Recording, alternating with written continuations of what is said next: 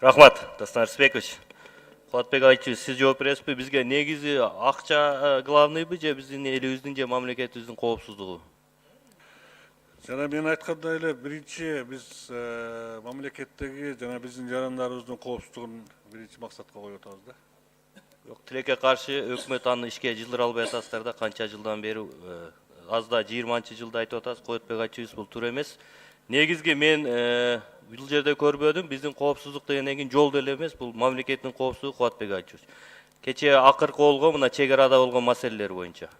Ошол жерде хотя бы чек ара маселеси совсем чечилбеген жерлерге, биздин элдерибиз тыгыз жашаган жерлерге ошол жерден баштасаңар туура болмок да. Негизги көйгөйлөрдү ошол керек болсо кошуна мамлекет менен сүйлөшүү эки жактан көзөмөл болмок да. Ошого кандай дейсиздер? Ошол боюнча жумуш алып барбайсыздарбы андан көрө? Мына максат айылда мисалы үчүн ошол жерге койсок, эки элдин да урушканы анык көрүнмөк да. Бири-бирибизди баягы виновный кылбайчы. Бул маселени урматтуу Табылдык Апырович башка өзүнчө чечсек болот да. Бул чек арадагы коопсуздук мына жакында эле өзүңүздөр да окусаңыздар керек. Биздин ошо чек арада жүргөн кызматкерлерге, аскер кызматкерлерине камералар алып берилди. Бул да айласыздын окаты деп ойлойм, бирок баягы ушундай шакка барышты да. Ошол жердеги болгон ситуацияны ошол камера автоматтык түрдө тартып жөнөтүп берип тура тургангачы.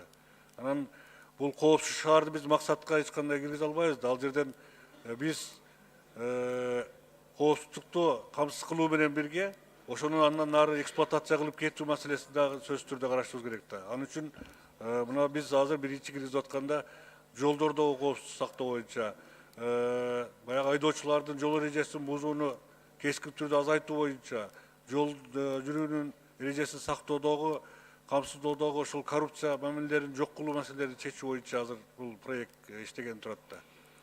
Жок, бул эми мамлекеттик коопсуздук болуп атат да. Кулатбек айтчубуз, биз сөзсүз түнү күндүз ошол жерде видео көзөмөл жүрүш керек.